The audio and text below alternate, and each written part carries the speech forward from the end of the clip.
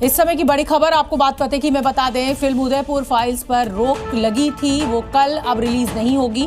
Udaipur files को रोक दिया गया है। कोर्ट का कहना है कि जब तक सरकार कोई फैसला नहीं लेगी तब तक फिल्म की रिलीज पर रोक रहेगी। मर्डर केस पर बनी हुई ये फिल्म है और अब इस पर रोक लगा दी गई है। दिल्ली हाई कोर्ट ने इस रोक को लगाया है, यानी अब ये उदयपुर फाइल्स कल रिलीज नहीं होगी।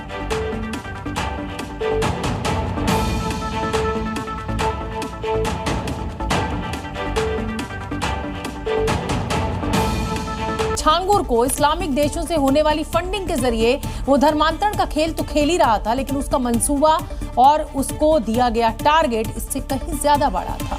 छांगुर भारत में आईएसआई के एजेंडे पर काम कर रहा था।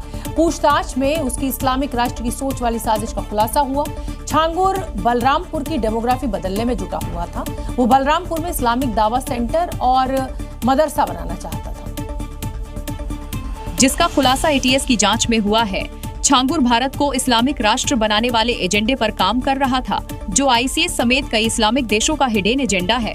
इसके लिए छांगुर बाबा ने न सिर्फ हजारों लोगों का अवैध धर्मांतरण करवाया, बल्कि वो बलरामपुर और आसपास के जिलों की डेमोग्राफी भी बदलना चाहता था।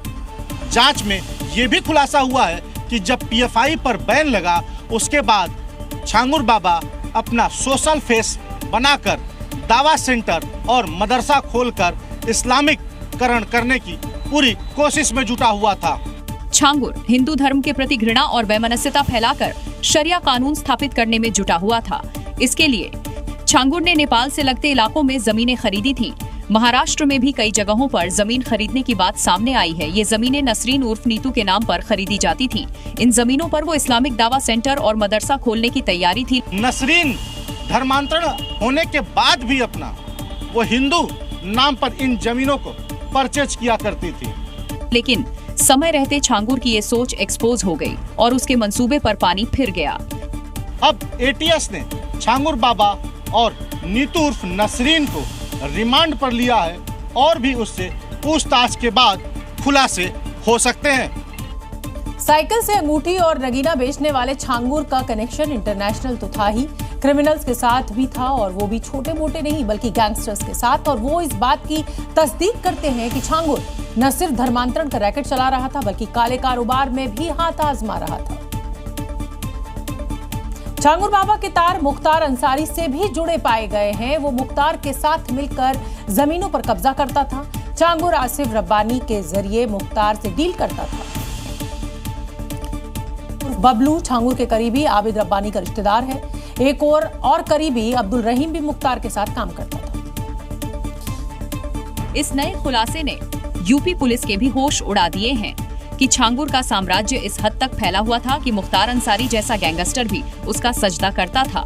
इस बात की गवाही दे रही है जी मीडिया को मिली ये एक्सक्लूसिव तस्वीरें।